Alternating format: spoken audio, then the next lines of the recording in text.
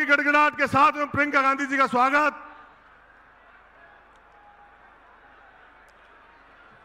प्रियंका गांधी, प्रियंका गांधी, प्रियंका गांधी। साथियों, तालियों की गड़गड़ाहट के साथ प्रियंका गांधी जी का स्वागत। तालियों की गड़गड़ाहट के साथ प्रियंका गांधी जी का स्वागत। प्रियंका गांधी, प्रियंका गांधी, प्रियंका जी संघर्ष करो, प्रियंका जी संघर्ष करो। प्रियंका गांधी, प्रियंका गांधी। तालियों की गड़गड़ाहट के साथ प्रियंका गांधी जी का स्वागत करें।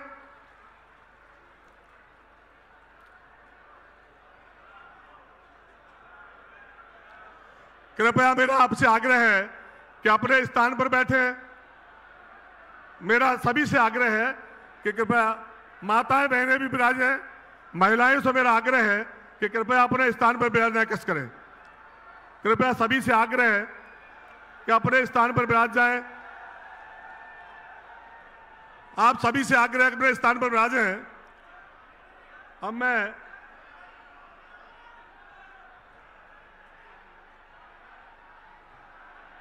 सभी से आग्रह है कि कृपया विराजें। अब मैं स्वागत की कड़ी में प्रियंका जी के स्वागत के लिए माननीय अशोक गहलोत जी मुख्यमंत्री जी से निवेदन करूंगा कि माला पहनाकर प्रियंका जी का स्वागत करें।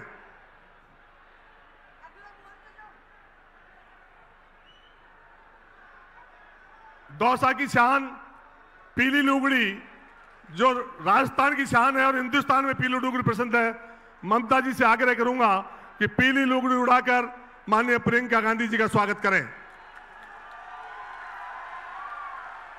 अब मैं हमारे राजस्थान के प्रभारी माननीय सुखजिंदर सिंह रंधावा जी से निवेदन करूंगा कि स्मृति चिन्ह भेंट करके प्रियंका जी का स्वागत करें। गोविंद सिंह जी डोटासरा पीसी चीफ से आग्रह है कि वो घोटा प्रस्तुत कर स्वागत करें। मेहंदीपुर बालाजी का घोटा प्रस्तुत करें। अरे साफा ले जाओ, साफा। सचिन पायलट जी। अब मैं आग्रह करूंगा अशोक गहलोत जी के स्वागत के लिए परसादी लाल जी मीणा मंत्री और सीताराम मीणा प्रधान बसवा पधारे और माला और साफा के द्वारा अशोक गहलोत जी का स्वागत करें।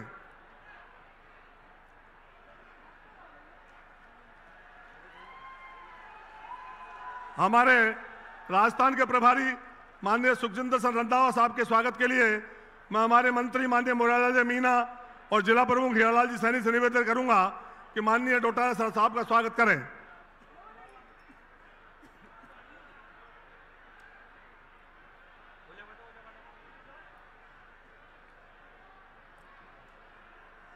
प्रदेश कांग्रेस कमेटी के अध्यक्ष माननीय गोविंद सिंह डोटासरा साहब के स्वागत के लिए मैं आमंत्रित करता हूं श्री जीआर जी खटाना, विधायक और खेमराज जी मीणा ब्लॉक अध्यक्ष सिकराय।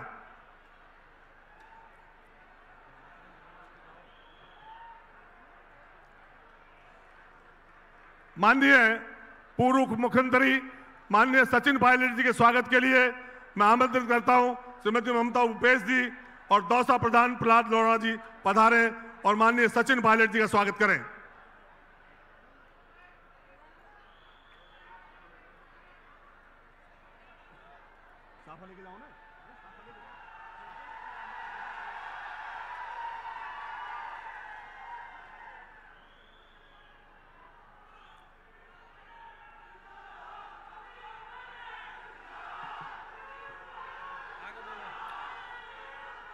बहुत बहुत धन्यवाद। अब मैं आज जिला कांग्रेस कमेटी की ओर से मैं सभी आपको बहुत बहुत धन्यवाद ज्ञापित करता हूं। धन्यवाद। अब मैं क्षेत्रीय विधायक और मंत्री ममता भूपेश जी से निवेदन करूंगा वो अपनी बात कहें। कांग्रेस पार्टी, प्रियंका गांधी। आज ईआरसीपी के मुद्दे पे प्रियंका जी हमारे बीच में आई हैं। मैं आपसे चाहूंगी एक बार जोरदार तालियां बजा के प्रियंका जी का स्वागत करें। ये दौसा जिला ऐतिहासिक जगह और आदरणीय प्रियंका जी, आप जिन्होंने नारा दिया था लड़की हूं लड़ सकती हूं, आज हमारे बीच में ईआरसीपी की जन संघर्ष की इस यात्रा की मुखिया बनने आई हैं। दौसा जिले की जनता अपने आप को आज गौरवान्वित महसूस कर रही है कि आज इंदिरा गांधी जी की पोती, राजीव गांधी जी की बेटी, जिन्होंने इस देश के लिए शहादत दी, उनकी बेटी आज हमारे बीच में हम सबको संबोधित करने आ रही हैं। साथियों, कुर्बानियों के इस इतिहास के साथ ये भूमि, आदरणीय प्रियंका जी, जहां पे आप और हम सब खड़े हैं, यहाँ हमारे सबके नेता राहुल गांधी जी ने भारत जोड़ो यात्रा का विराम स्थल था, यहाँ पे वो रुके थे। ऐतिहासिक क्षण, ऐतिहासिक जगह, यहाँ पर आप पुनः हमारे भाई आए और आज आप हमारे बीच में आई हैं। मैं आपका दौसा जिले की जनता और सिकराय विधानसभा की तरफ से बहुत बहुत स्वागत, अभिनंदन करना चाहती हूं। मैं अब बहुत ही आदर और सम्मान के साथ में हमारे युवा नेता, पूर्व उप मुख्यमंत्री, पूर्व पीसीसी अध्यक्ष को तालियों की गड़गड़ाहट के साथ आमंत्रित करना चाहूंगी कि आए सचिन पायलट जी और अपनी बात को हम सबको संबोधित करें। आदरणीय सचिन पायलट जी।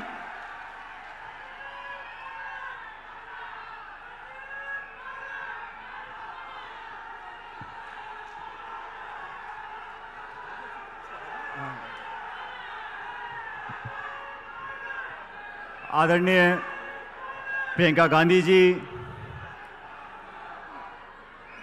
आदरणीय मुख्यमंत्री अशोक गहलोत जी, हमारे अध्यक्ष डोटासरा साहब, विधानसभा के अध्यक्ष सीपी जोशी जी, हमारे प्रभारी रंधावा साहब अभी आपके बीच में भाषण दे रही थी, हमारी क्षेत्रीय विधायक और मंत्री ममता जी, मुरारी मीणा साहब, प्रसाद लाल मीणा जी, खटाना जी, जिले के सभी विधायक, मंच पर उपस्थित हमारी अमृता जी, बाकी सभी हमारे मंत्री, विधायक, नेतागण, पार्टी के पदाधिकारीगण, युवा कांग्रेस के, महिला कांग्रेस के, सेवा दल के सभी नेतागण जो आज मौजूद हैं, मैं एक बार पुनः अपनी तरफ से, आप सब लोगों की तरफ से आदरणीय प्रियंका जी का दौसा आने पर बहुत बहुत स्वागत करता हूं।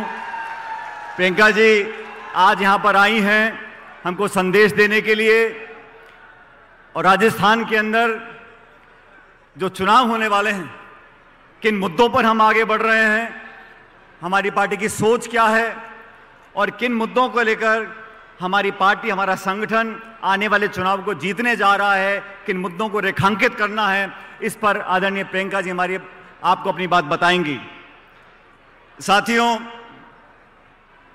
ये सिकराय विधानसभा क्षेत्र, ये दौसा जिला, ये पूरा इलाका, यहाँ के क्षेत्र के लोगों ने हमेशा से कांग्रेस पार्टी का साथ दिया है, और कांग्रेस पार्टी ने जो विकास, प्रगति, लोगों की देखरेख, 36 कौमों को प्यार और प्रेम देकर आगे बढ़ाने का काम किया है।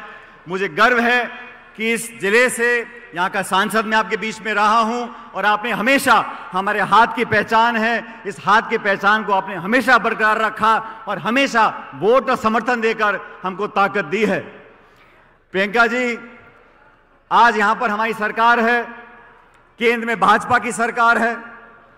इस पूरे 12-13 जिलों के अंदर जो हमारी ईआरसीपी की योजना थी, जो भाजपा के काल में बनी थी, इन 5 सालों में हमारी सरकार ने उस पर काम किया है। लेकिन यहाँ के लोगों को, यहाँ की जनता को, यहाँ कर विशेष रूप से किसानों को जो दिक्कतों का सामना करना पड़ रहा है, वो सिर्फ इसलिए करना पड़ रहा है कि केंद्र की सरकार भेदभाव की भावना से काम कर रही है। केंद्र की सरकार में 25 के 25 मंत्री भाजपा के हैं, पूर्ण बहुमत की सरकार है। प्रधानमंत्री मोदी जी ने अजमेर में आकर राजस्थान में एक नहीं 2 बार कहा था कि ईआरसीपी की परियोजना को हम राष्ट्रीय परियोजना घोषित करेंगे। अब उनके मंत्री और सांसद, उनकी सरकार, सिर्फ कांग्रेस की सरकार यहां पर है, इसलिए हमारे किसानों के साथ भेदभाव कर रहे हैं। इसरदा की योजना हो, पानी की परियोजना हो, पेयजल की परियोजना हो, हमारी सरकार ने बहुत अच्छा काम इस क्षेत्र में किया है। और अभी भी जो डीपीआर बना है उसमें इस क्षेत्र के अगर कोई गांव पंचायत रह गए हैं, हमारी सरकार दोबारा बनेगी, उन गांव पंचायतों को डीपीआर में हम शामिल करवाएंगे आरसीपी की। इस बात को मैं आपको आश्वासन देना चाहता हूं। 4 प्रदेशों में चुनाव है, मध्य प्रदेश में, छत्तीसगढ़ में, तेलंगाना में। अभी प्रियंका जी और आदरणीय राहुल गांधी जी तेलंगाना में थे एक दिन पहले। वहां पर सब लोग मान चुके हैं कि कांग्रेस की लहर चल रही है।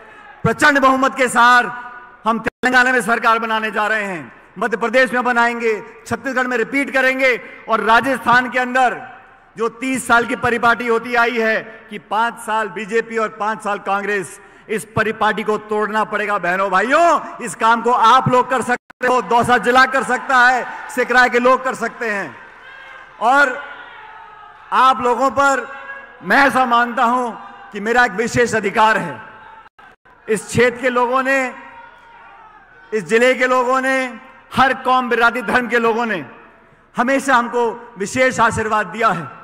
स्वर्गीय पायलट साहब यहां से 5-6 बार सांसद रहे, रमा जी नहीं, मैं भी यहां पर आपका बीच सांसद रहा। और मुझे याद है प्रियंका जी, मैं पहली बार यहां चुनाव लड़ने आया 2004 में, मेरी चुनावी सभा थी।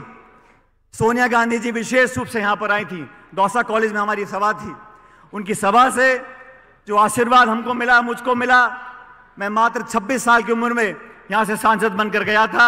मैं आज इस मौके पर सोनिया जी का भी और क्षेत्र की जनता का बहुत धन्यवाद करना चाहता हूं, क्योंकि दौसा की पहचान आज देश भर में कांग्रेस के एक मजबूत गढ़ के नाम से हो गई है।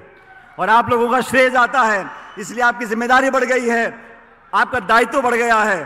पूरा देश देख रहा है कि राजस्थान की जनता किस करवट बदलेगी। जब मुश्किल समय आता है, आप लोगों ने मुझे और हम सबको आशीर्वाद दिया, प्यार दिया। जब दिक्कत का समय आया, अच्छे समय में, खुशियों में सब शामिल होते हैं, लेकिन दुख, परेशानी, कठिनाई में सिर्फ अपने शामिल होते हैं। और यहाँ का जो संबंध है इस मिट्टी का, यहाँ के लोगों का, वो इस जीवन में तो टूटने वाला नहीं है, और मैं तो अगले में नहीं टूटने दूंगा, मैं आपको वादा कर जाता हूं। और आज प्रियंका जी हमारे बीच में आई हैं, राहुल गांधी जी हमारे बीच में यात्रा कर गए थे। इस क्षेत्र के जनता ने हमेशा कांग्रेस पार्टी को मदद करी है, ताकत दी है। हम लोगों ने बढ़िया काम किया है। आपके बीच में जो विकास हुआ है, हमारे मंत्री, जिले के 2-2, 3-3 मंत्री हैं, विधायक हैं, सबने मिलकर आपका विकास किया है। आज हम उम्मीद आपसे करते हैं कि सभा के बाद एक ऐसी लहर जिले, पूरे क्षेत्र में होनी चाहिए कि एक एक सीट कांग्रेस पार्टी जीत कर जानी चाहिए। एक एक सीट पर यहां पर उम्मीदवार कांग्रेस पार्टी का जीतना चाहिए। किसी का अगर कोई मनभेद है भी, छोटा मोटा मनमुटाव, उसको भूल जाओ। और जैसा राहुल गांधी जी बोल रहे हैं, नफरत की दुकान में, नफरत के बाजार में मोहब्बत की दुकान खोलनी है। अब तो मोहब्बत की चर्चा कल भी हो गई, आज भी हम लोग कर रहे हैं। मोहब्बत आपस में जोड़नी है, सब लोगों को साथ लेकर चलना है। और प्रियंका जी, आपके हर बार राजस्थान पर आने से कांग्रेस का वोट लगातार बढ़ता जा रहा है। भाजपा के लोग चिंतित हैं, परेशान हैं, घबराए हुए हैं, समझ में नहीं आ रहा किसको कहां पर टिकट दें। वो सब लोग जानते हैं कि इस बार कांग्रेस मजबूती से चुनाव लड़ रही है, सब एकता से चुनाव लड़ेंगे। और भाजपा की झूठ और पाखंड की राजनीति को समाप्त करने का जो क्षण आएगा, वो 25 नवंबर को जब वोट पड़ेंगे, एक एक वोट कांग्रेस पार्टी को मिले, ताकि भारी बहुमत के साथ राजस्थान में हम इतिहास कायम करें और कांग्रेस पार्टी की सरकार बनाएं। मैं एक बार पुनः प्रियंका जी आपका स्वागत करता हूं। दौसा की जनता हमेशा पलक पावड़े बिछाए, चाहे सोनिया जी हों, चाहे राहुल जी हों, चाहे आप हों, आपकी बात को हम लोग कभी इनकार करने वाले नहीं हैं। आप आह्वान करके चले जाओ, सारी की सारी सीट कांग्रेस पार्टी की झोली में डाल कर देंगे, ये मैं आपको जनता की तरफ से आश्वासन दे सकता हूं। आप सब इतनी भारी तादाद में आए, आपका धन्यवाद करता हूं। और एक बार, क्योंकि यहाँ ये पूरा देश देख ले, पूरा प्रदेश देख ले, राजस्थान की जनता, दौसा की जनता कांग्रेस पार्टी के साथ है। जोरदार नारा लगाना, हाथ खड़े करके दोनों, Congress party, Congress party, Congress party. बहुत बहुत धन्यवाद। जय हिंद, राम राम साहब।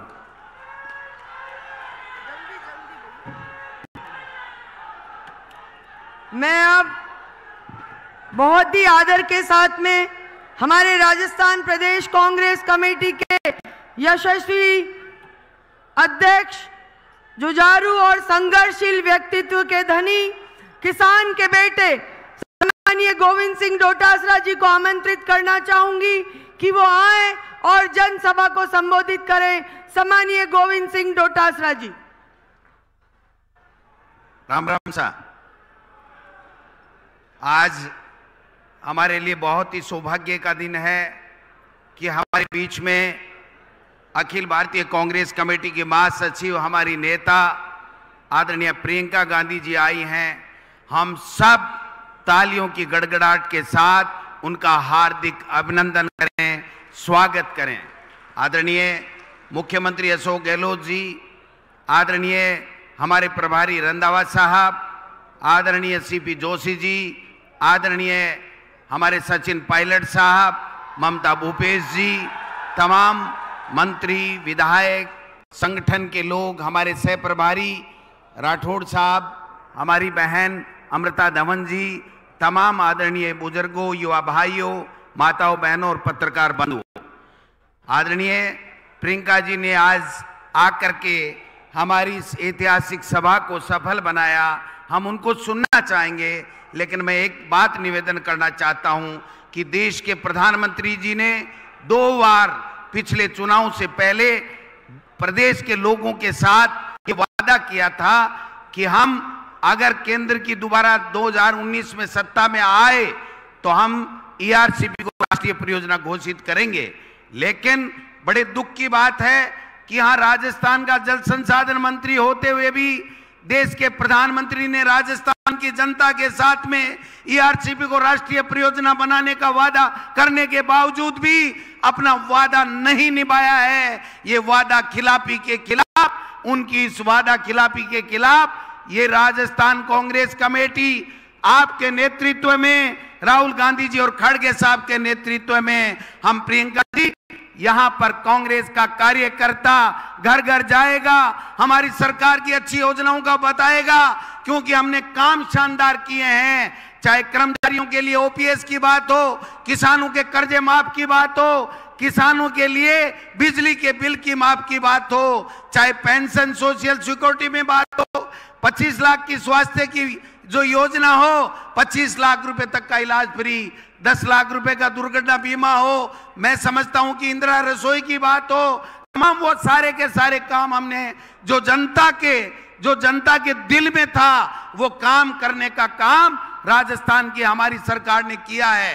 कांग्रेस का कार्यकर्ता हमेशा बब्बर शेर की तरह गांव-गांव जा रहा है, ढाणी-ढाणी जा रहा है और बता रहा है कि आप बताइए कि केंद्र की मोदी सरकार ने जो वादे किए थे, चाहे वो महंगाई कम करने का वादा किया था, चाहे वो बेरोजगारों को रोजगार देने का वादा किया था, चाहे किसानों की दुगनी आमदनी करने का वादा किया था, वो वादे नहीं निभाए। उल्टे 3 काले कानून ला करके किसान को खून के आंसू रुलाने का काम किया। लेकिन उल्टे हमारी सरकार ने 16,000 करोड़ रुपए का कर्जा भी माफ किया। और जिस ईआरसीपी हम आज बात करने के लिए आए, जो केंद्र की सरकार हमें वादा खिलाफी कर रही है, ईआरसीपी को राष्ट्रीय परियोजना नहीं बना रही है, उस ईआरसीपी की योजना को हमारी सरकार ने दोनों बजटों में 23,000 करोड़ रुपए बजट देकर के चालू करने का वादा निभाने का काम किया है। एक तरफ केंद्र की वो मोदी सरकार है जो वादा खिलाफी करती है, जो 9 साल पहले जो वादे किए थे न उनको पूरा कर रही है, न किसान का ध्यान में है, न माता बहनों का ध्यान में है, केवल झूठे वादे करके वोट की फसल काट करके राजनीति कर रहे हैं। आदरणीय प्रियंका जी, जब आप टोंक में निवाई में आई थी, उसके बाद में एक वातावरण बना है, हमारी माताएं बहनें कह रही हैं कि अब की बार 2023 का चुनाव हम माता और बहनें प्रियंका जी की बात के ऊपर मोड़ लगा करके राजस्थान में ऐतिहासिक समर्थन के साथ में राजस्थान में कांग्रेस की सरकार बनाएंगे। और 2023 में कांग्रेस की सरकार बनेगी तो ये मान के चलना 2024 में मोदी सरकार का दिल्ली से तख्ता पलट होगा, इस बीजेपी का सुपड़ा साफ होगा। यह मैं निवेदन करने के लिए आया हूं। आज आप सब लोग प्रियंका जी को सुनना चाहते हैं, हम सब लोग प्रियंका जी को सुनना चाहते हैं, इसलिए मैं ज्यादा लंबी चौड़ी बात नहीं करूंगा, केवल एक बात करूंगा कि हमारे पास बताने के लिए बहुत बहुत कुछ है। हम एकजुट हैं, एक साथ हैं और सत्ता और संगठन ने समन्वय के साथ मिलकर के काम किया है। अब मैं निवेदन करना चाहता हूं कि दूसरी तरफ भारतीय जनता पार्टी बिखरी पड़ी है। इनके जो चेहरे फीके हो गए 10 साल में, जो सांसद उनको उतार करके वो केवल 2023 की लड़ाई नहीं लड़ना चाहते हैं। उनको पता है 2023 में नहीं जीतेंगे। केवल और केवल अपनी 2024 की एंटी इनकम्बेंसी को खत्म करने के लिए ये इस तरीके की लिस्टें जारी कर रहे हैं। भाई और बहनों, हमको गांव गांव ढाणी ढाणी जाना है, 1 मिनट भी व्यर्थ नहीं गंवाना है। हमारे पास में योजनाएं हैं, हमारे पास में बूथ लेवल अध्यक्ष से लेकर के संगठन खड़ा हो गया है, हमारे पास में नेतृत्व है।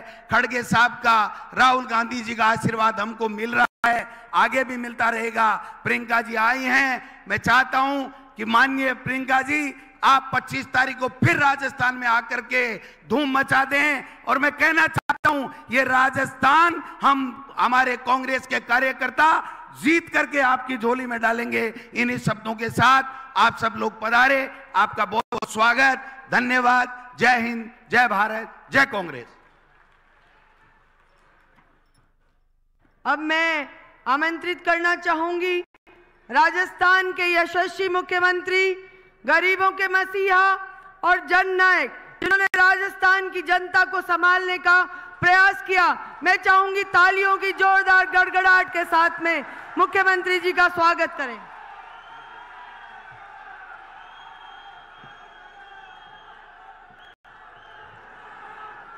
एआईसीसी की महासचिव हमारी नेता प्रियंका गांधी जी, हमारे प्रभारी रंधावा साहब, प्रदेश कांग्रेस के अध्यक्ष गोविंदोत्ता जी, हमारे स्पीकर सीपी जोशी जी, हमारे प्रदेश कांग्रेस पूर्व अध्यक्ष Sachin Pilot ji, chairman campaign committee Govinda Meghwal ji, आपकी लोकप्रिय विधायिका ममता भूपेश जी, एआई सचिव वीरेंद्र राठौड़ साहब, अमृता धावन, धीरे गुजर जी, जिला अध्यक्ष रामलाल जी और तमाम उपस्थित हमारे यहाँ विधायकगण, भाई और बहनों, नौजवान साथियों, मैं सबसे पहले अपनी ओर से, आप सबकी ओर से हमारी नेता प्रियंका गांधी जी का हार्दिक स्वागत करता हूं। मुझे खुशी है दूसरी बार वो अभी निभाई आई थी लगभग 20-25 दिन पहले, और आज सिकराई के अंदर क्षेत्र में आपके बीच में आई हैं। जो आप में उत्साह है, यहाँ पर ये सैलाब उमड़ पड़ा है, इस बात का प्रतीक है कि आपका आशीर्वाद, आपका प्यार, आपकी मोहब्बत, आपका विश्वास हम सबके साथ में है, कांग्रेस के साथ में है। मुझे यकीन है कि जो काम 5 साल किए हैं, मैंने कोई काम नहीं किया। आप सब बैठे हैं, जिले की जनता बैठी हुई है, दौसा की, सिकराई की, जो मांगा मुझसे, चाहे वो मुरारी मीणा जी हो, प्रसादी मीणा जी हो, खटाना जी हो, कोई हो, मैंने किसी विधायक को मना नहीं किया, बल्कि ये कहा तुम मांगते मांगते थक जाओगे और मैं देते नहीं थकूंगा। ऐसा हिंदुस्तान में कहाँ हुआ? हिंदुस्तान में कहाँ हुआ जहाँ आप ये कह रहे हो कि जो मांगते वक्त थक जाओगे आप, ये मांगते वक्त थक गए और मैं देते नहीं थका था, इतिहास गवाह है। दौसा जिला हमारे प्रायोरिटी के अंदर है। दौसा जिला प्रायोरिटी में पानी की समस्या बहुत भयंकर है। दौसा जिला नया जिला बना था, अभी मैंने जिले बनाए 33 से 53 बना दिए। कुछ लोगों ने उसको लेके आलोचना करी। मैंने कहा जिले बनते हैं, कुछ वक्त लगता है विकास होने के अंदर। 33 से 53 दूसरा जिला बना था, जयपुर अलग हुआ था कोई ज़माने में, लोग कहते थे वहाँ क्या है, कुछ नहीं हुआ है। आज देखिए नेशनल हाईवे यहाँ पर है, जिला मुख्यालय में तमाम सुविधाएं हैं, ओवर ब्रिज बन रहे हैं, डिस्ट्रिक्ट हॉस्पिटल बन रहा है, मेडिकल कॉलेज बन रही है। तो आप सोच सकते हो जब जिला बनता है, बच्चा पैदा होता है, थोड़ा वक्त लगता है बड़े होने के अंदर। आज 53 जिले बने राजस्थान के अंदर, जिला मुख्यालय से दूरियाँ कम हो गई, प्रसार इंडस्ट्री से काम अच्छे होंगे, लोगों को लाभ मिलेगा, तकलीफ नहीं होगी। आप सोच सकते हो इतना बड़ा फैसला हमने किया। हमारे विपक्षी पार्टी के लोग उसको वेलकम करने के बजाय आलोचना करते हैं। इसलिए मैं कहना चाहूँगा, आपके यहाँ देखिए दूसरा बांदीकुई में गर्मियों में 15-15 दिन पानी नहीं आता, 7 दिन तक 10 दिन लगते हैं।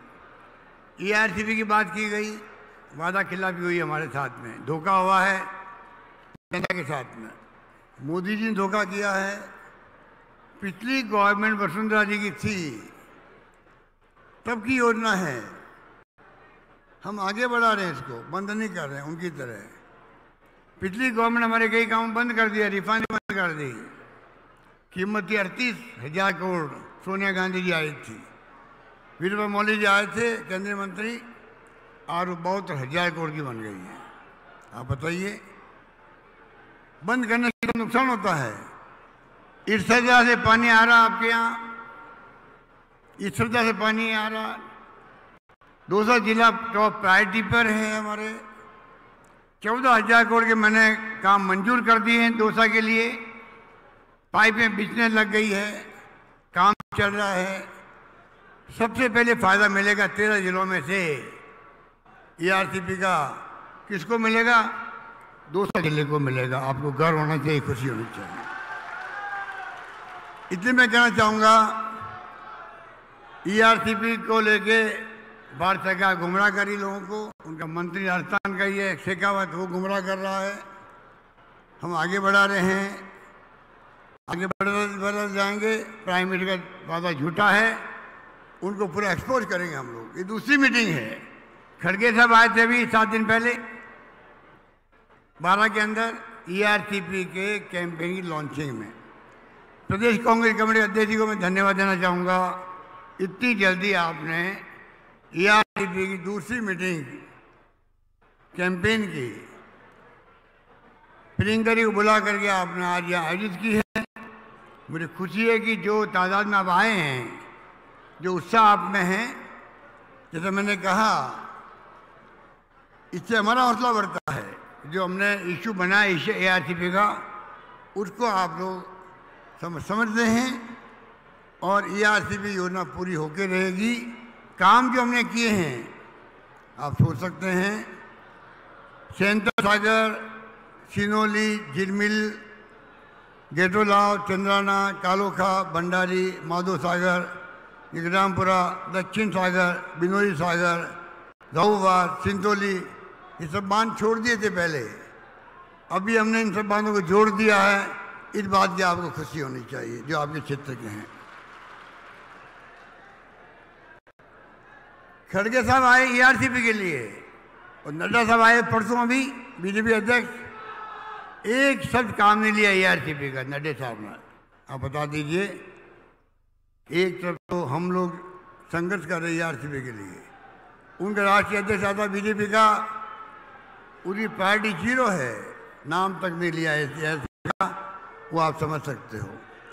आपके जिले में 2 कैबिनेट मंत्री हैं, एक सदन पार का मंत्री है, एक राज्य में दर्जा दिया हुआ है।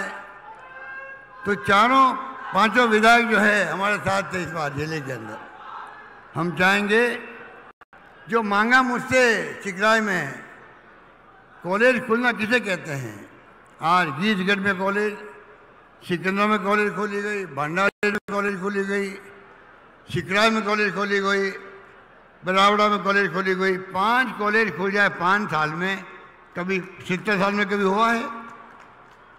कभी हुआ है 70 साल के अंदर? 250 कॉलेज खोली थी हमने इन 5 साल में, 310 कॉलेज खोल दी। तो मैं कहना चाहूँगा, शिक्षा में हमारा जोर है, सेवा में हमारा जोड़ है, मालूम है आपको। चिरंजीवी योजना, 25 लाख का बीमा फ्री, स्वास्थ्य का अधिकार कानून बना दिया। जब सोनिया गांधी जी ने, मनमोहन सिंह ने कानून बनाया था 4, नरेगा का, शिक्षा का अधिकार, फूड सिक्योरिटी का अधिकार, सूचना का अधिकार। यहाँ पर राइट टू हेल्थ का कानून बना है। हम 1 करोड़ लोगों को पेंशन दे रहे हैं। मिनिमम पेंशन कर दी है, 1000 रुपये कर दी है। इसका मतलब पति पत्नी को पेंशन मिलती है तो उस परिवार में 2000 रुपये प्रति माह आ रहा है, पेंशन का आ रहा है। बता दी कितने राज्य में आता देश के अंदर। हम मांग करते प्रधानमंत्री से, पूरे मुल्क के अंदर आप राइट टू सोशल सिक्योरिटी लागू करो। सब परिवार का भरण पोषण की जिम्मेदारी सरकार की होती है, जो जरूरत होती है उसको। दुनिया के मुल्कों में है, आप विश्व गुरु बनने की बातें करते हो। अरे कुपोषण बच्चे, महिला प्रसव करती मर जाती है, खाने को मिलता नहीं है, भूखमरी है, और आप विश्व गुरु की बातें कर रहे हो। वो तब होगा तब आप देश के लोगों को, हर परिवार को सोशल सिक्योरिटी दोगे। ये मेरी उनसे मांग है। इसलिए मैं कहना चाहूँगा, चिकराय में उप जिला अस्पताल बन गया, बेरावड़ा, मानपुर गढ़ में CHC, कालाखो, मीना शिमला में PSC खोली गई है। और मैंने कहा आपको दूसरा कहने मेडिकल कॉलेज खोल रही है और नर्सिंग कॉलेज के मैंने जारी कर दी है। आपकी नर्सिंग स्वास्थ्य मंत्री जी बैठे हुए हैं, प्रताप मीणा जी। तो आप सोच सकते हो जो मांगा उनको दिया हम लोगों ने। बेरावड़ा में, भांडारेज में तहसील, पापड़दा गीजगढ़ उप तहसील, सिकंदरा में पंचायत समिति बनी है। पापड़दा में पुलिस थाना, नियालपुरा भंडारेज में चौकी, चिकराय में अपर जिला और सेशन कोर्ट खुल गया है। सिकंदरा में देवनारायण बालिका छात्रावास, बेरावड़ा में सावित्रीबाई फुले छात्रावास बन रहा है। विधानसभा के अंदर करीब 100 करोड़ सड़कें अलग से बन रही है। तो मैं कहने को बहुत कुछ है, आप प्रियंका जी को सुनना चाहेंगे। मैं लंबी बात नहीं कहता हुआ आपको इतना ही कहना चाहूँगा, आप विश्वास कीजिए हमारी सरकार पर। राहुल गांधी जी ने, खड़गे साहब ने, सोनिया गांधी जी ने कह रखा हमें वादा मत करो, तो वादा करते हो, वादा निभाओ, और हम निभाते हैं। इसलिए आपका विश्वास हमारे ऊपर है। महंगाई इलाज शिविर में खोले, 10 गारंटी हमने दी आपको। आज घर घर में राशन पहुंच रहा है, मिर्च मसाले पहुंच रहे हैं। कामधेनु योजनाओं में गायों का बीमा हो रहा है। लंबी मर गई गाय, 40,000 रुपये मैंने बैंक के खाते में जमा करवा दिए लोगों को, 40,000 रुपये। 100 यूनिट बिजली माफ़ कर दी, 2000 यूनिट बिजली माफ़ किसानों को कर दी। 10 वादे पूरे कर रहे हैं हमने। महिलाओं को स्मार्टफोन मिल रहे हैं, 40 लाख महिलाओं को लगभग मिल चुके हैं, 1 करोड़ लगभग मिलने वाले हैं सेकेंड फेज के अंदर। ये मैं कहना चाहता हूँ। इस प्रकार से राइट टू हेल्थ का दुर्घटना बीमा अलग है। आगे आने वाले वक्त में और गारंटी देंगे हम लोग आपको। चुनाव में जाने के पहले हमारे मैनिफेस्टो कमेटी के अध्यक्ष बैठे हैं डॉक्टर CP जोशी, मैनिफेस्टो बना रहे हैं। गारंटी मिलेगी आपको, गारंटी आधारित सरकार चलेगी आने वाले वक्त के अंदर। मैं कहना चाहूँगा, घोषणा पत्र का मतलब यही है, वादे करते हैं जनता से, वादे निभाते हैं। हमारी गवर्नमेंट वो गवर्नमेंट है जिसने जीतते ही मैनिफेस्टो को, घोषणा पत्र को कैबिनेट की मीटिंग में लाते हैं हम लोग, पास करते हैं और चीफ से भी कहते हैं, क्योंकि जनता ने वादे करके वहाँ इन वादों के आधार पर सरकार चलेगी 5 साल तक। तो आप सोच सकते हो, ये कहते कतनी करने में अंतर नहीं हमारे, जबकि वो बीजेपी वाले चाल चहित चेहरा सब भूल गए हैं। आतंक मचा रखा देश के अंदर, ED, इनकम टैक्स, CBI का। लोकतंत्र खतरे के अंदर है। चिंता बहुत ज़्यादा है हम लोगों को। संविधान की धज्जियां उड़ रही है। डॉक्टर अम्बेडकर का संविधान बनाया हुआ है, उसके आधार पर देश चलता चलता अंदर पहुंचा है। पंडित नेहरू के जमाने लगा कर इंदिरा जी थी, राजीव गांधी जी थे। आज तक संविधान को आधार बना के देश चल रहा है। पहली बार जुडिशरी पे दबाव, एजेंसी प्रीमियर हमारी है, हमें गर्व होना चाहिए। CBI पर, ED पर, इनकम टैक्स पर उसका मिसयूज हो रहा है। दबाव पे छापे पड़ते हैं। देश के अंदर जहाँ चुनाव होते हैं विपक्षी पार्टियों को तंग करने का काम किया जाता है। इलेक्ट्रल बॉन्ड ये लीगली करप्शन हो गया देश के अंदर। तो कहने की कई बातें हैं, मैं आपको इतना कहना चाहूँगा शॉर्ट के अंदर, कृपा करके अभी सचिन पायलट जी कह रहे थे उसी प्रकार सारे बातें भूल करके, मतभेद भूल करके, आज देश में लोकतंत्र खतरे में है। आपको हमको समझना पड़ेगा राजस्थान वासियों को किस प्रकार से राजस्थान सरकार बनेगी कांग्रेस की, पूरे मुल्क में मैसेज जाएगा। चुनाव खाली राजस्थान के लिए नहीं है, जो राहुल गांधी कहते हैं वैसे ये चुनाव कांग्रेस का और देश का भविष्य तय करेगा। इसलिए मैं आपका आह्वान करूंगा, आप सबसे मेरा विनम्र निवेदन है कि जिस प्रकार से ये घबरा गए हैं, सांसदों को टिकट दे रहे हैं एमएलए का, इनके पास क्या 2.5-3 लाख वोटर्स होते हैं, आबादी ज़्यादा होती है, क्या एक इनको उम्मीदवार नहीं मिल रहा वहाँ पर खड़ा करने के लिए? मैं पार्लियामेंट चुनाव 7 लोगों को दे चुके, इतने घबराए हुए लोग हैं ये, इनके पास कहने कुछ है ही नहीं। हमारी परफॉर्मेंस के आधार पर चुनाव लड़ेंगे हमारा।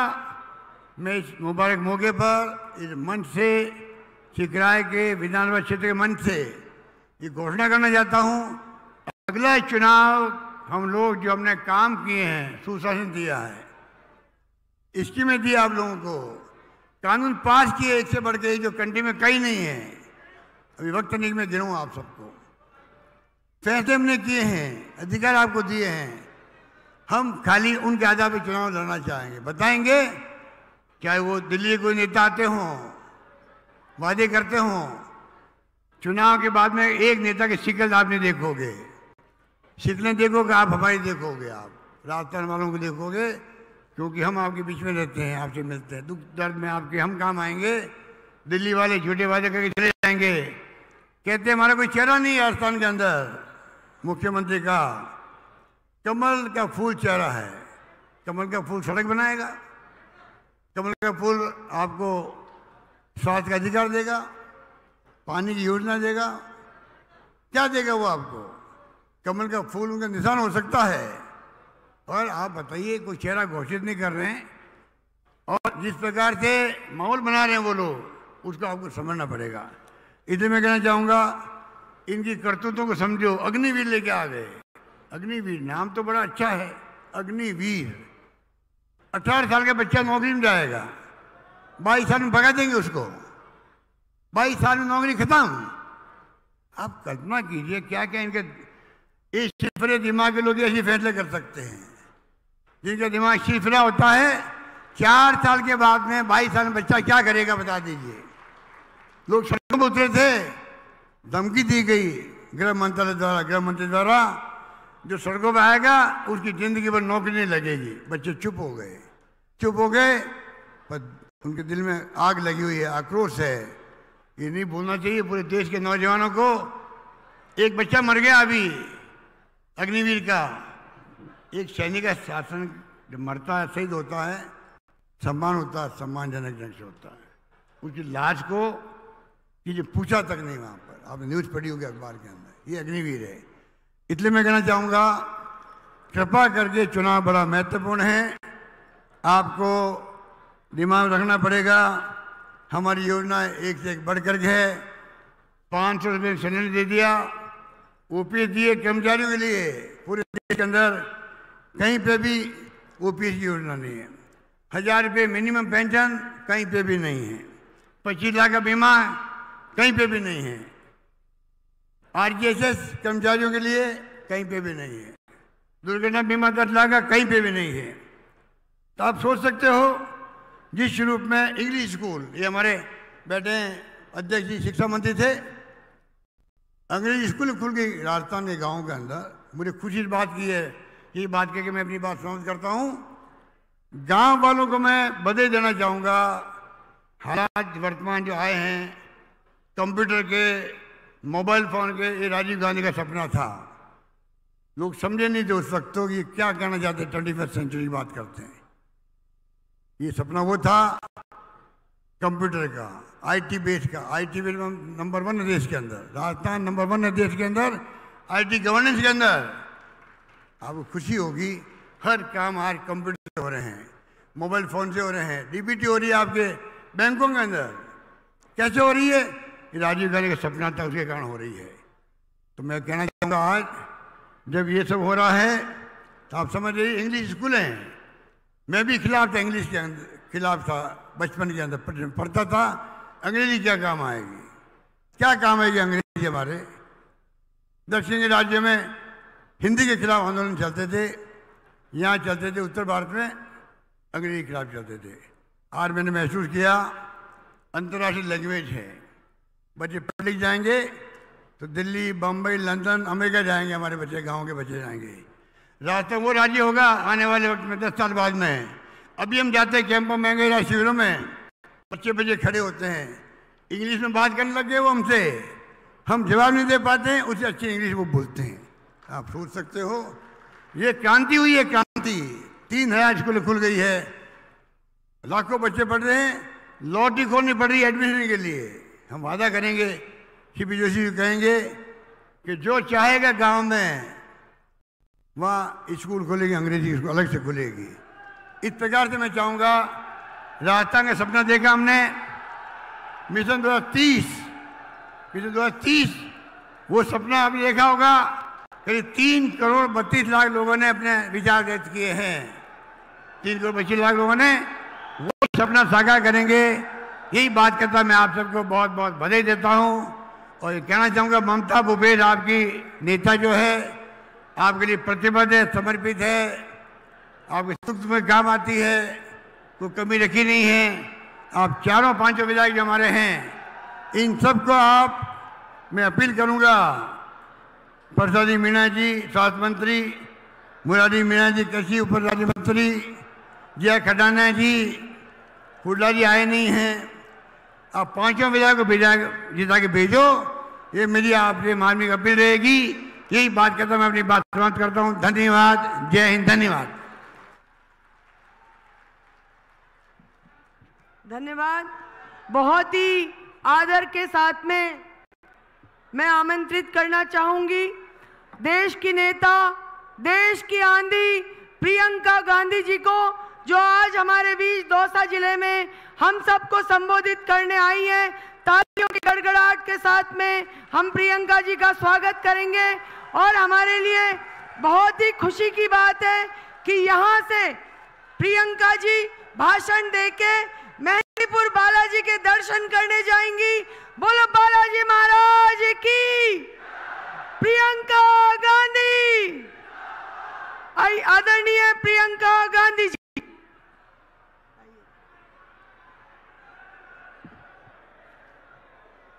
सारा भाइया बहनन को राम राम सा।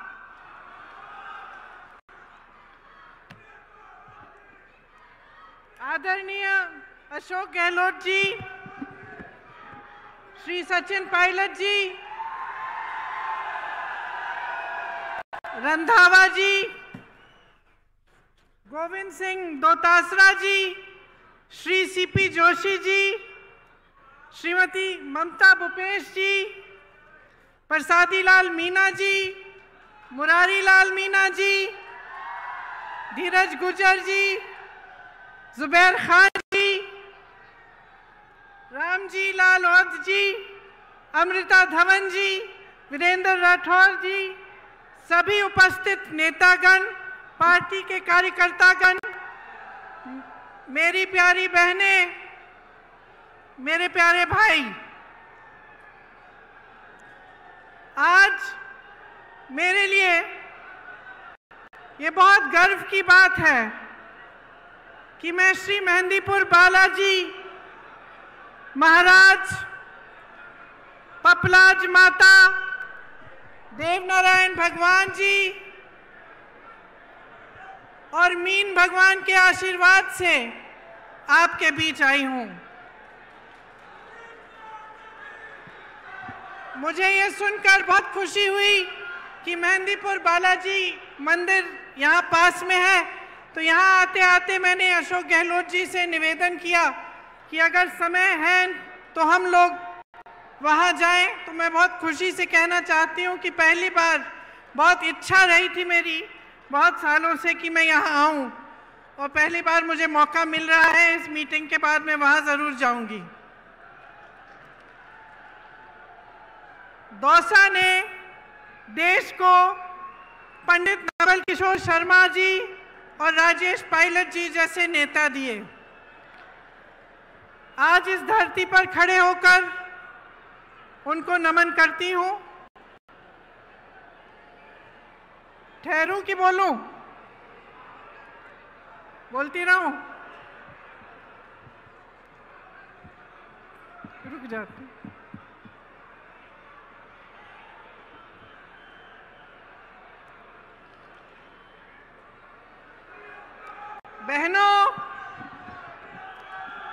बहनों, आजकल आपके खेतों में बहुत काम है। मैं जानती हूं कि आप दिन रात संघर्ष कर रही हैं, दिन रात मेहनत कर रही हैं, फिर भी आप यहां आई हैं, इसके लिए बहुत बहुत धन्यवाद। देखिए, चुनाव चल रहा है। मैं तेलंगाना जा रही हूँ, छत्तीसगढ़, मध्य प्रदेश, राजस्थान, मिजोरम, हर जगह चुनाव है। जहाँ जहाँ मैं जाती हूँ तो उस प्रदेश की जो खासियत है, उस प्रदेश का जो हुनर है, जिसके लिए उस प्रदेश की मजबूती पूरे देश में जानी जाती है, उसके बारे में मैं बात करती हूँ। ये वीरों का प्रदेश है। यहाँ के महापुरुषों ने हमारे देश के लिए बड़े बड़े बलिदान दिए और इस देश की आज़ादी में बहुत भूमिका निभाई।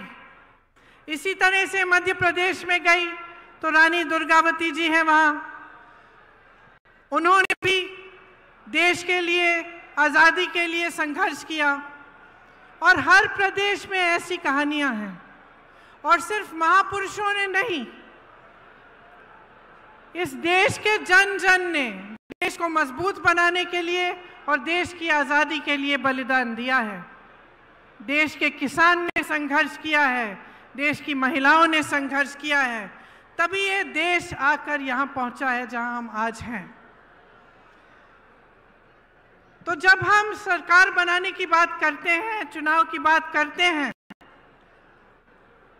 तो हमें ये सोचना बड़ा ज़रूरी है कि हम सरकार से क्या उम्मीद रखते हैं।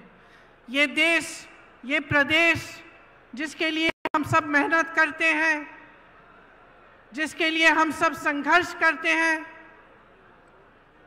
इसकी सरकार हमारे लिए क्या करेगी, ये सोचना बहुत ज़रूरी होता है। आपका जीवन का सफ़र मुश्किल है। मेरी बहनें खेतों में काम करती हैं, घर गृहस्थी को संभालती हैं, बच्चों के परवरिश को देखती हैं। मेरे भाई खेती करते हैं, जो किसान भाई हैं, आपके बच्चे बड़े होकर जवान बनते हैं, सरहद पर देश की सुरक्षा करते हैं। आप इस देश की रीढ़ हैं, इस देश को आपने बनाया है। तो इस जीवन के सफ़र में जो संघर्ष से भरा हुआ है, मुश्किलों से भरा हुआ है, इस सफ़र में आप सरकार से क्या उम्मीद रखते हैं? आप सरकार से ये उम्मीद रखते हैं कि आपकी जीवन की जो मुश्किलें हैं उसे कम करने का प्रयास करे। आप सरकार से ये उम्मीद रखते हैं कि आपके जीवन संघर्ष में आपका साथ दे। जब आपदा आए तो आपको राहत मिले। जो खेती का काम आप कर रहे हैं उसमें आपको सुविधा मिले। जो मेरी बहनें बच्चों के परवरिश कर रही हैं, उनको मदद मिले, ताकि आपका भविष्य और आपके बच्चों का भविष्य, जिसके लिए आप दिन रात मेहनत करते हैं, वो उज्जवल हो सकते हैं, उज्जवल हो सकता है। यही उम्मीद रखते हैं ना आप? ये उम्मीद रखते हैं आप सरकार से? तो इस उम्मीद को पूरा करने के लिए, सरकार चलाने के लिए, देश को चलाने के लिए एक सोच और एक समझ की ज़रूरत होती है। असली नेता जो होता है वो वर्तमान और भविष्य की ओर देखता है, अतीत की ओर देखता नहीं है। अतीत का आदर करता है लेकिन बार बार अतीत की बात नहीं दोहराता। वो आगे देखता है कि हम आज जनता को किस तरह मजबूत कर सकते हैं ताकि आगे बढ़कर उनका भविष्य और भी मजबूत बने। तो इस सोच के लिए, समझ के लिए एक तरह का नेता होना चाहिए। जैसे आपने देखा, आपके प्रदेश में कांग्रेस की सरकार है। अब जो सरकार है उसने पूरी तरह से आपका जो ये जीवन सफर है इसमें आपकी मदद करने का प्रयास किया है। और अगर आप पिछले 5 सालों का आप सफर देखें तो आप ये जरूर कह पाएंगे कि राजस्थान की जो कांग्रेस सरकार रही है उसने आपके जीवन सफर को मजबूती दी है और उसको आसान करने की कोशिश की है। जो नेता सचमुच चाहते हैं कि प्रदेश आगे बढ़े, देश आगे बढ़े, वो सिर्फ अपना मान सम्मान और अपने घमंड को नहीं देखते, वो जनता को देखते हैं कि जनता के लिए क्या अच्छा है। बड़ी बड़ी इमारतें बनाना, 20,000 करोड़ का नया संसद बनाना, 27,000 करोड़ के कॉन्फ्रेंस हॉल बनाने, 16,000 करोड़ के हवाई जहाज खरीदने अपने लिए, ये एक तरह के नेता करते हैं। भाजपा के आज नेता जो हैं वो सबसे पहले अपने अहंकार को, अपने मान सम्मान को बढ़ाने के लिए अपने लिए काम कर रहे हैं और अपने उद्योगपति मित्रों के लिए काम कर रहे हैं। आप सोचिए, जब देश के प्रधानमंत्री 8-8 हजार करोड़ के हवाई जहाज खरीद रहे हैं और वही प्रधानमंत्री कहते हैं कि किसानों का कर्ज माफ करने के लिए पैसे नहीं है, 27,000 करोड़ की इमारतें बनी जा रही हैं, वही कहते हैं कि ओपीएस पेंशन के पैसे नहीं हैं, अपने बड़े बड़े उद्योगपति मित्रों को देश की सारी संपत्ति दे चुके हैं। तो आप सोचिए, आपने भरोसा करके दिया, सत्ता दी, आपने खड़ा किया, आपकी उम्मीद थी कि आपके जीवन सफर में वो आपकी मदद करेंगे, आपकी उम्मीद थी कि जो देश की संपत्ति है उसकी हिफाजत करेंगे। लेकिन क्या हुआ? देश की सारी संपत्ति अपने बड़े बड़े उद्योगपति मित्रों को दे दी। जो 6,000 करोड़ की कंपनियां थी, लाखों की कंपनियां थी, उनको कम दाम में बेच दिया। जहां से आपको रोजगार मिल सकता था वो अपने बड़े बड़े उद्योगपति मित्रों को बेचकर प्राइवेट कर दिया। जहां आरक्षण मिलता था वो भी नहीं मिलेगा। तो आपने उम्मीद की, लेकिन आपकी उम्मीद को तोड़ा गया। आज ये नौबत आ गई है कि प्रदेश की सरकार महंगाई के राहत कैंप लगा रही है, क्योंकि देश की जो सरकार है, केंद्र की जो सरकार है, उसने इतनी महंगाई बढ़ा दी है कि आप गुजारा नहीं कर पा रहे हैं। तो ये जो नजरिया है इन नेताओं का, जो भाजपा का नजरिया है, उसको आपको समझना पड़ेगा। क्योंकि जब जब चुनाव आता है तो धर्म और जाति की बात करते हैं। धर्म और जाति की ऐसी बात होती है जो आपके दिल में, आपके जज्बातों से जुड़ी होती है। धर्म की सुरक्षा, धर्म को आगे बढ़ाने की बात, इसे कोई हिंदुस्तानी नहीं नकार सकता। ये ऐसी चीज है जिससे हम सबके जज्बात जुड़े हुए हैं। लेकिन आपको ध्यान से समझना पड़ेगा कि ये चुनाव के समय क्यों उठ रही हैं ये बातें, चुनाव के समय ये बातें क्यों करते हैं, और चुनाव के समय आपके विकास की बातें क्यों नहीं की जा रही हैं। चुनाव के समय आपको ये क्यों नहीं बताया जा रहा है कि ये जो ओपीएस पेंशन के पैसे हैं ये आपको क्यों नहीं दे सकते। जब तमाम कांग्रेस की सरकारें प्रदेश के बाद प्रदेश में ओपीएस दे रही हैं तो इनको कौन सी दिक्कत हो रही है, ये सवाल आपको पूछने पड़ेंगे। और आपको अच्छी तरह से समझना पड़ेगा कि ये जो दो तरह की राजनीति हैं जो आज देश में चल रही हैं, इनमें से आपको कौन सी चुननी है। आपको एक ऐसी राजनीति चुननी है जो सिर्फ आपकी जज्बातों की बात करती है चुनाव के समय, लेकिन आपके काम की बात नहीं कर रही है। या आपको एक ऐसी राजनीति चुननी है जो सुबह से शाम तक आपकी काम की बात करे, जो आपके जीवन की मुश्किलों को दूर करने की बात करे। देखिए, अगर जनता का कल्याण होना है तो ऐसी राजनीति से होगा जो सेवा भाव, करुणा भाव और जनता को सर्वोपरि रखने की राजनीति हो। लालच, महत्वाकांक्षा, अहंकार की राजनीति आपको आगे नहीं बढ़ाएगी। इसीलिए जब हमारे प्रधानमंत्री जी यहाँ आकर दुनिया भर की बातें करते हैं, बहुत नकारात्मक बातें भी करते हैं, तो हमें सोचना चाहिए कि ये हमारे लिए सकारात्मक बात क्यों नहीं कर रहे हैं। आपने तो देखा ही होगा, मैंने टीवी पे देखा, पता नहीं सच है कि नहीं, देवनारायण जी के मंदिर में शायद गए थे कुछ समय पहले और एक लिफाफा डाला है। अब मैंने टीवी पे देखा कि 6 महीनों बाद वो प्रधानमंत्री जी द्वारा डाला गया लिफाफा खोला जा रहा है। जनता सोच रही है कि भगवान जाने क्या होगा इस लिफाफे में। देश के इतने बड़े नेता प्रधानमंत्री जी आए थे, वो लिफाफा डाल के गए हैं। लिफाफा खोला, 21 रुपए निकले।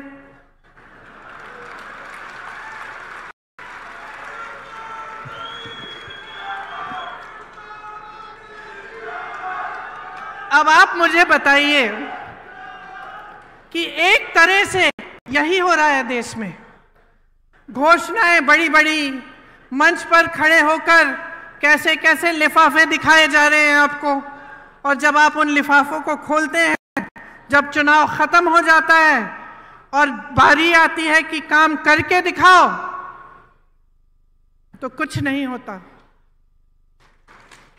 तो इस राजनीति से सावधान हो जाइए। ये ईआरसीपी का जो जुमला है जो आपको दिया गया, यही चीज थी। ये सिर्फ एक नहर की परियोजना नहीं थी ये, बल्कि दौसा और आसपास के 12 जिलों के लिए जीवनदायिनी गंगा के समान है। भाजपा के नेता और प्रधानमंत्री जी से सिर्फ जुमलेबाजी होती है इस पर। पहले आए थे तो कहा था ईआरसीपी को राष्ट्रीय परियोजना का दर्जा दिया जाएगा। दिया क्या? दिया? आप आज तक ईआरसीपी के पानी का इंतजार कर रहे हैं कि नहीं? कर रहे हैं ना? अब मैं आपसे एक दूसरी तरह की राजनीति की बात कर रही थी, जिसका नजरिया आगे भविष्य के लिए सोचने का नजरिया होता है। तो आप सोचिए, पंडित जवाहरलाल नेहरू जी ने ऐसी जाल बिछाई थी पूरे देश में परियोजनाओं की। भाखरा नंगल डैम, रिहंद बांध, हीराकुंड, ब्यास, चंबल, गंडक, कोसी, रामगंगा पर देश के 60 से अधिक बड़े बांध की परियोजनाएं बनाई। इंदिरा गांधी नहर सबसे बड़ी नहर जो है, और सैकड़ों छोटी छोटी सिंचाई और जलापूर्ति की परियोजनाएं बनाई गईं। उनके बाद इंदिरा जी आई, उन्होंने ये काम आगे बढ़ाया। शास्त्री जी आए, ये काम आगे बढ़ाया। तो जब राजनीति की सोच होती है कि आप भविष्य के लिए काम किया जाएगा, देश के लिए किया जाएगा, तो ऐसे काम होते हैं। खोखली घोषणाएं नहीं होती हैं जिनको पूरा करने का कोई इरादा ही नहीं होता। तो सतर्क किसको रहना पड़ेगा बहनों, बताओ? आपको सतर्क रहना पड़ेगा। आप इतनी मेहनत करती हैं अपने बच्चों को बड़ा करने के लिए, तो इसलिए तो नहीं करती ना कि जितनी भी देश की संपत्ति है जो आपके बच्चों और उनके भविष्य को मजबूत बनाने में जानी चाहिए, वो ये लोग गवा रहे हैं। अब आप बेरोजगारी को देखिए, 45 साल में सबसे अधिक बेरोजगारी आज है। और बेरोजगारी है, फिर भी किस तरह की स्कीम ला रही है ये सरकार। आप पुलिस में हैं, मेरी बातों को सुन रहे हैं। आपकी तरह तमाम नौजवान परिश्रम करते हैं कि वो सेना में भर्ती होंगे। मैंने खुद अपनी आंखों से देखा है। उत्तर प्रदेश में एक बार मैं सुबह 4 बजे गिरफ्तार हो गई थी। उससे पहले जब पुलिस हमको ढूंढ रही थी, हम एक गांव के पास रुके, शायद 3:30 बजे होंगे सुबह के, और मैंने देखा बहुत सारे लड़के 3:30 बजे सुबह सड़क पर आ गए हैं। तो मैंने अपने साथियों से पूछा कि भाई इतनी सुबह सुबह क्या कर रहे हैं ये बच्चे यहाँ? सब दौड़ लगा रहे थे, सब मेहनत कर रहे थे कि जब सेना में भर्ती का समय आएगा तो हम भर्ती हो जाएंगे, हम अपने परिवारों के लिए कमाएंगे, हम अपना भविष्य मजबूत बनाएंगे। ये इसलिए तो नहीं मेहनत कर रहे कि 4 साल बाद वापस भेजा जाएगा इनको घर। देश के लिए बलिदान देने के लिए तैयार, सरहद पे खड़े होकर होने के लिए तैयार, वहां की बर्फीली चोटियों पर हमारी रक्षा करने के लिए तैयार।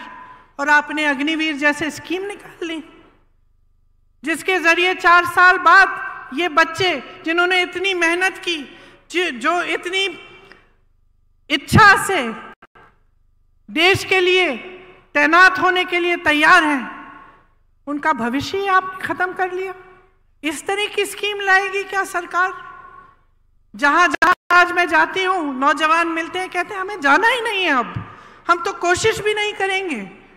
इस बार इस साल शायद सबसे कम एप्लीकेशन गए होंगे, क्योंकि कोई मेहनत नहीं करना चाहता इतना कि 4 सालों में आपको घर जाके वापस गांव आना पड़ेगा। जब हम नौकरी के लिए इच्छा करते हैं, कोशिश करते हैं, तो सबसे बड़ी चीज क्या होती है कि हमें सुरक्षा मिलेगी, हम कमाएंगे, अपने माँ बाप की देखभाल करेंगे, अपने परिवारों को मजबूत बनाएंगे और जीवन भर हमें कुछ मिलता रहेगा। तो इसी तरह से पेंशन की बात है, जब सरकारी नौकरी के लिए जाते हैं लोग, तो एक बड़ी चीज होती है कि पेंशन मिलेगा, कि नौकरी 20 साल की नौकरी करने के बाद जब रिटायर होंगे तो कोई तो होगा हमें पूछने वाला, सरकार से हमें कुछ मिलता रहेगा। वो भी खत्म हो गया। तो आप बताइए, भयानक बेरोजगारी है। जहां जहां से रोजगार बन सकता था उसको तो आपने गवा दिया। बड़े बड़े PSU थे, BHEL जैसे, सब अपने उद्योगपति मित्रों को दे दिए। जो किसान थे, हैं, खेती करते हैं, एक जमाने में खेती से रोजगार बनते थे, गांव में रोजगार बनते थे मनरेगा के द्वारा। मनरेगा को भी इन लोगों ने कम कर दिया। ऊपर से नए रोजगार नहीं बन रहे हैं। जो छोटी दुकानें थी, जो छोटे कारोबार थे, छोटे बिजनेस थे, वो भी नौकरी देने के काम करते थे, उनको भी आपने खत्म करने के कगार पे डाक कर दिया है। आपने GST थोपी, इन पे नोटबंदी थोपी, छोटे दुकानदार GST में उलझ गए एकदम। तो जहां से रोजगार बनने थे, वो सारी जो जितनी भी जगह थी जहां से रोजगार बन सकते थे, उनको आपने खत्म कर दिया। महंगाई आपने ऐसे बढ़ा दी कि मेरी बहनें दुकान जाती हैं कुछ खरीदने के लिए, खाली हाथ वापस आती होंगी, क्योंकि कुछ मिलता नहीं है, कुछ खरीद नहीं पाती हैं। इतना संघर्ष कर रही हैं, बच्चों की फीस भरनी होती है, छत में से पानी टपक रहा है उसकी मरम्मत करनी है, या फिर कोई बीमार पड़ता है उसका इलाज करना है। तो टेंशन ही टेंशन होता है कि किस तरह से हम ये कर पाएंगे, क्योंकि कहीं से कमाई नहीं हो रही है। तो अगर ये परिस्थितियां हैं पूरे देश में, और हम प्रदेश की सरकार के द्वारा पूरी कोशिश कर रहे हैं कि इन परिस्थितियों से आपको निकाल पाएं, कि हम आपकी मदद कर पाएं, और अशोक गहलोत जी की सरकार है जिसमें तमाम ऐसी स्कीमें आई हैं जिससे आपकी सहायता होती है और आपको इन संघर्षों का सामना करने की मजबूती मिलती है। जैसे यहाँ पे जो बिजली आपको मिलती है, वो दूसरे प्रदेशों में ऐसे नहीं है। आपने सुना होगा कि प्रधानमंत्री के एक बड़े उद्योगपति मित्र हैं, अभी हाल ही में ये बात बाहर आई कि इंडोनेशिया से कोयला खरीद के यहाँ लाते हैं, और लाते लाते उसका दाम दुगना बढ़ा देते हैं। तो जो बिजली की बिल आपकी चढ़ती चली जा रही है, वो सारे इन उद्योगपतियों के जेब में जा रहे हैं पैसे।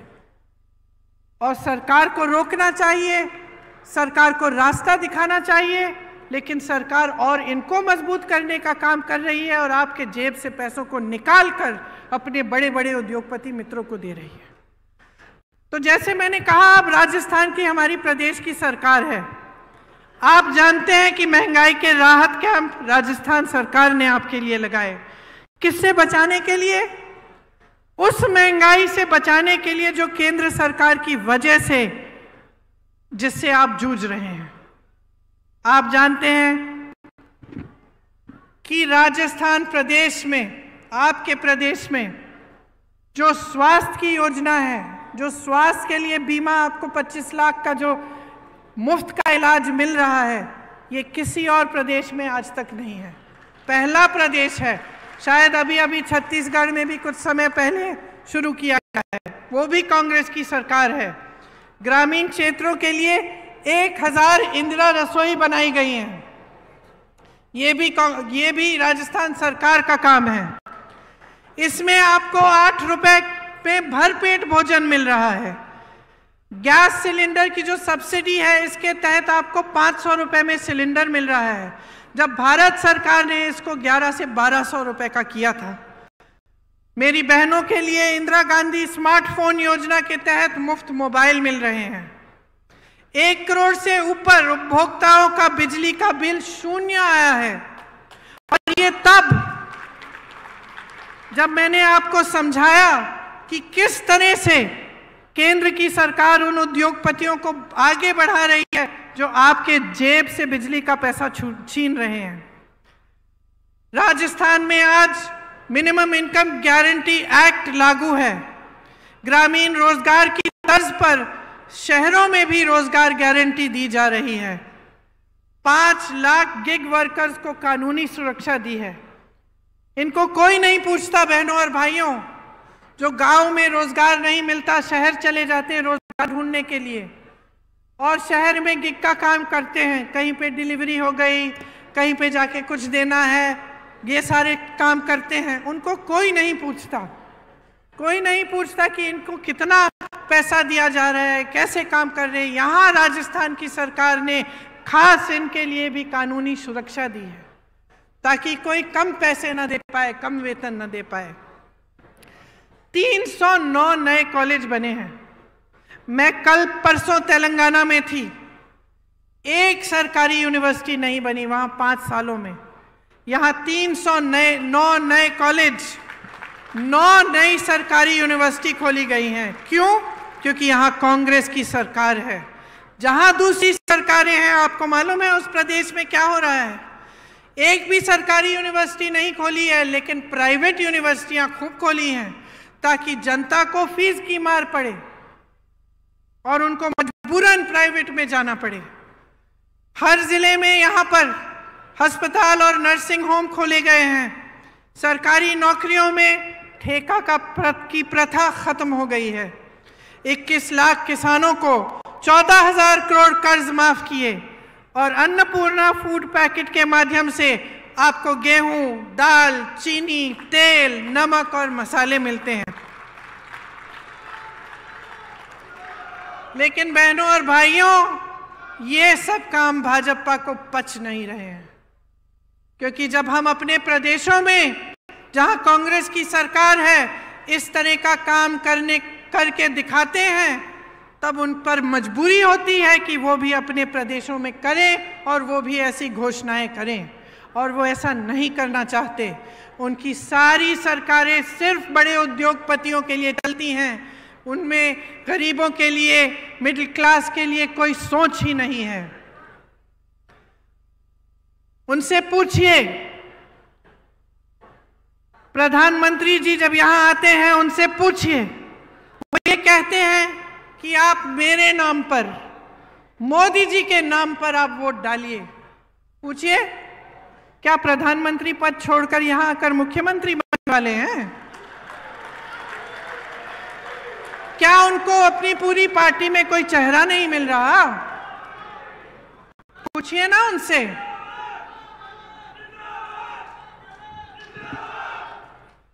राजस्थान में कितनी योजनाएं दी इन्होंने जब इनकी सरकार थी।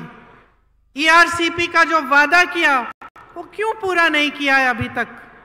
बहनों और भाइयों, मसला साफ है। मोदी जी का ध्यान, भाजपा का ध्यान आपकी भलाई पे नहीं है। किस तरह से सत्ता में रहना है, किस तरह से अपने आप को मजबूत करना है, यही है उनका एकमात्र लक्ष्य और इसी पर उनका ध्यान है।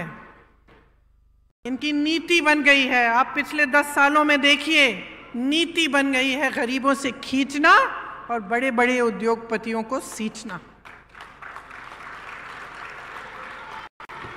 सोच लीजिए मेरी बहनों और भाइयों, भाजपा की सरकार यहां वापस आएगी तो पुरानी पेंशन खत्म।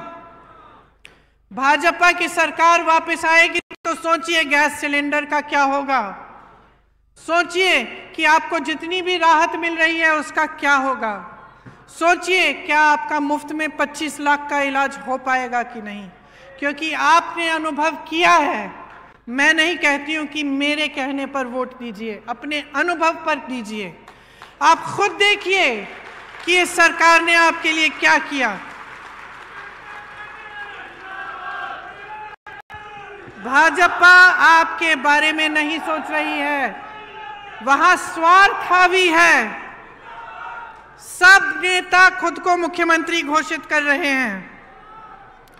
कहीं की ईंट, कहीं का रोड़ा, भानुमति ने कुनबा जोड़ा, मोदी जी के अहंकार ने कुनबा तोड़ा।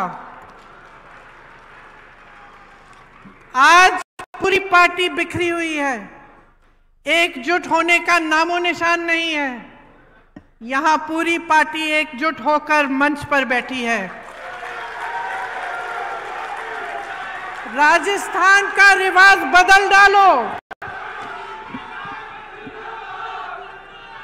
राजस्थान का रिवाज बदल डालो। इस बार दोबारा कांग्रेस को लाओ।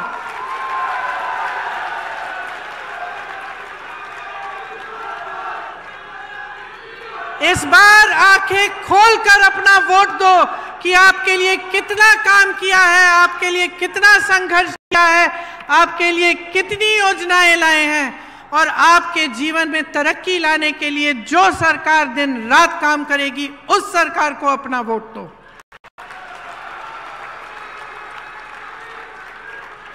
एक तरफ गहलोत जी का अनुभव है, आपके लिए दिन रात एक करने की इच्छा, आपके लिए ऐसी योजनाएं लाने का प्रयास जिससे आपका जीवन सफर सुनहरा हो। दूसरी तरफ सचिन पायलट जी जैसे युवा नेता जो आपके भविष्य की तरफ देखते हुए आपके लिए हर रोज मेहनत करते हैं। ये कांग्रेस पार्टी आपके लिए समर्पित है। ये चाहती है कि राजस्थान मजबूत बने। हम चाहते हैं कि राजस्थान का विकास हो। हम चाहते हैं कि राजस्थान में फिर से 5 सालों के लिए एक ऐसी सरकार बने जो आपकी सरकार हो। इस प्रयास में, इस कोशिश में आप हमारा समर्थन देंगे, आप हमारी सहायता करेंगे तो आप ही का भविष्य उज्जवल होगा। इसलिए आज यहाँ खड़े होकर मैं आपको धन्यवाद देना चाहती हूँ कि आपने बहुत ध्यान से मेरी बातों को सुना और मैं आशा रखती हूँ कि वोट देने के दिन भी आप इन बातों को याद रखेंगे और हमारे हाथ मजबूत करेंगे, कांग्रेस पार्टी की सरकार दोबारा बनाएंगे। जय हिंद, जय हिंद, जय हिंद। बहुत बहुत धन्यवाद प्रियंका जी। प्रियंका जी यहाँ से मेहंदीपुर बालाजी मंदिर जाएंगी। आपका इस पावन धरा पे हम सबको आशीर्वाद देने के लिए हार्दिक धन्यवाद। जय कांग्रेस, विजय कांग्रेस।